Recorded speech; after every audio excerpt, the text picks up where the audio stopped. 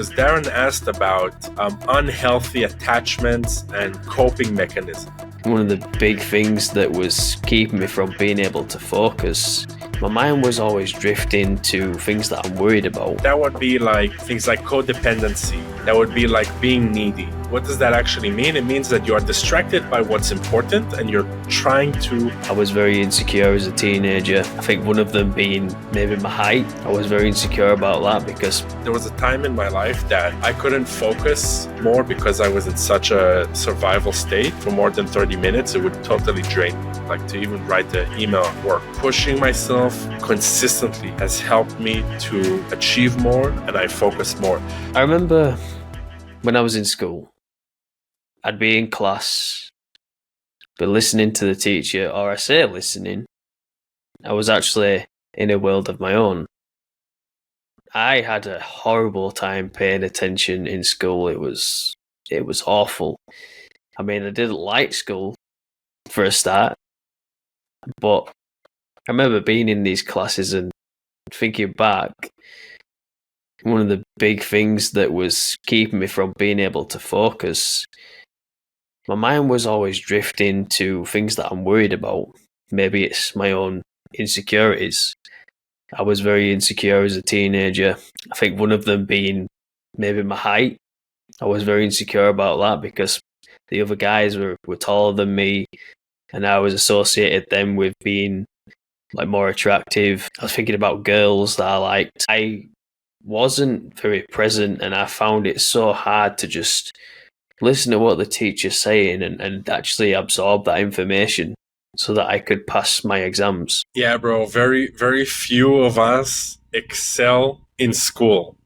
It's like there's great things about taking a whole population and educating them to read and write and to do basic math and history and things like that. But when you're grading people based on them memorizing random things, you're kind of creating cookie cutter kids who feel like they need to just discard everything that's really interesting to them and just memorize. And that's not how real life works. Like I struggled with schools all my life. I didn't finish high school. I loved physics, for example, and got high score in physics, but grammar, I failed. I didn't even bother like going to, I don't know, how do you call them in Hogwarts? ALS? Like the final tests or O or whatever. So yeah, England is not Hogwarts, I know. Anyway, so I struggled with school, and I was asked by a guy in our group how to stop how to stop having shiny thing syndrome and how to really sit down and focus on what's important to you. And we spoke about purpose previously. If you discover your purpose, then you stop thinking about every little detail, like how do I look, how's this and how's that, and the small details, and you commit yourself to something that's truly important to you. So that's one clue. But also, to answer you, Jared, I think his name is Jared, and also Darren, he also asked a similar question. We'll give some distinctions. Darren,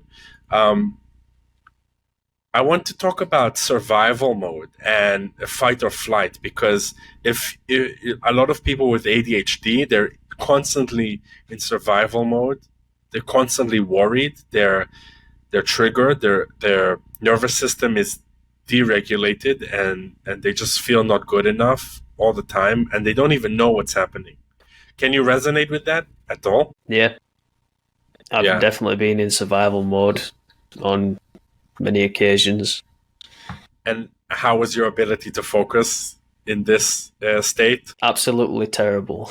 Yeah, it's non-existent, because like if your survival mode is on, then your mind thinks that you're in danger and it's just going to look for solutions.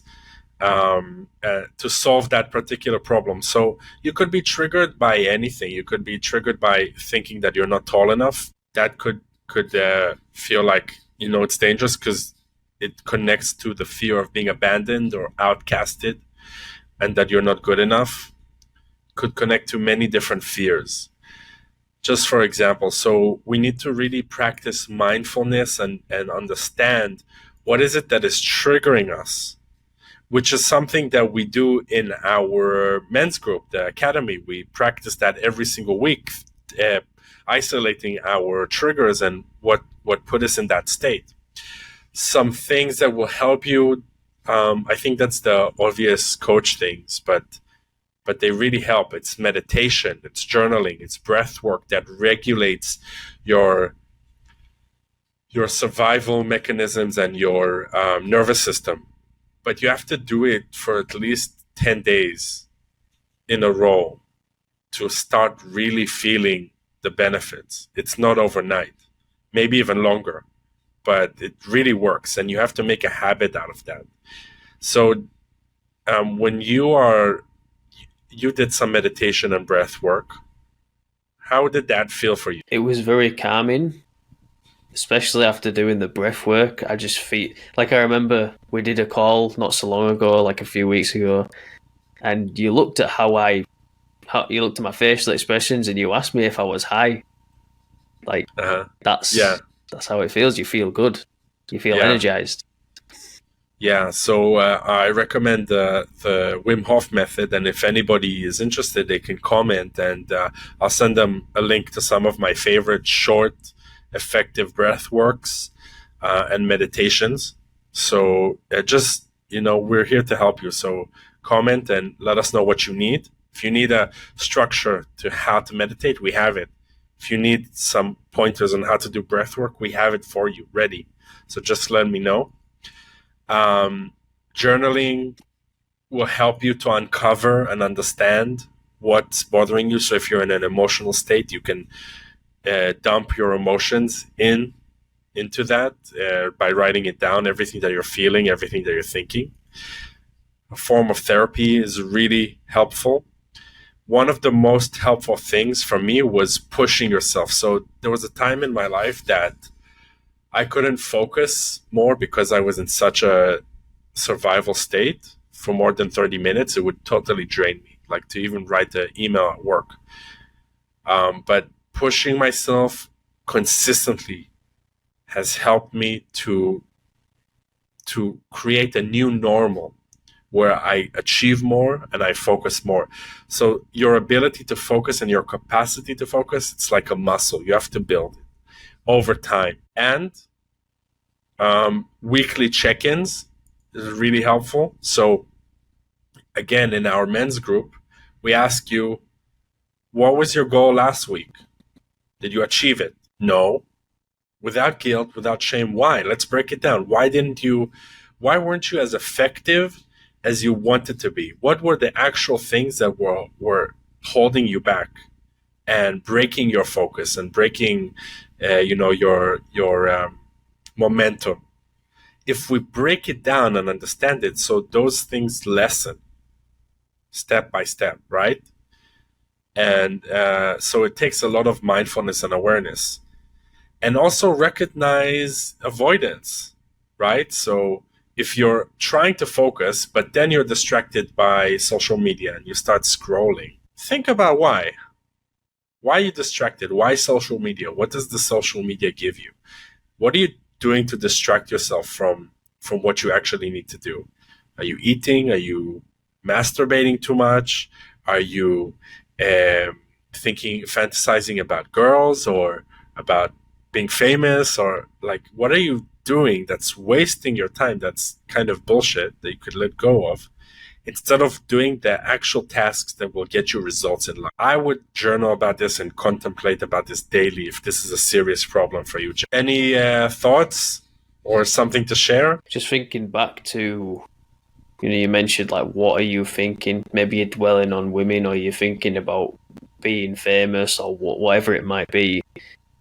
Those are definitely thoughts that I would be thinking about when I was in high school, for example. Just not being present in the current moment, thinking about my worries, thinking about desires rather than just focusing on the task at hand. Yeah, absolutely. So I hope that was helpful to Jared. And Darren also asked a question. It's kind of similar, the answer. Everything that I just said, recommended Jared does. I recommend Darren also does, because Darren asked about unhealthy attachments and coping mechanisms in relationships. So that would be like things like codependency. That would be like being needy. Okay, what's that? What does that actually mean? It means that you are distracted by what's important and you're trying to gain somebody's attention, or you're trying to gain somebody's favor, or you're trying to be liked instead of focusing on what's really important. So that's why usually it's associated and connected with being in a survival mode as well.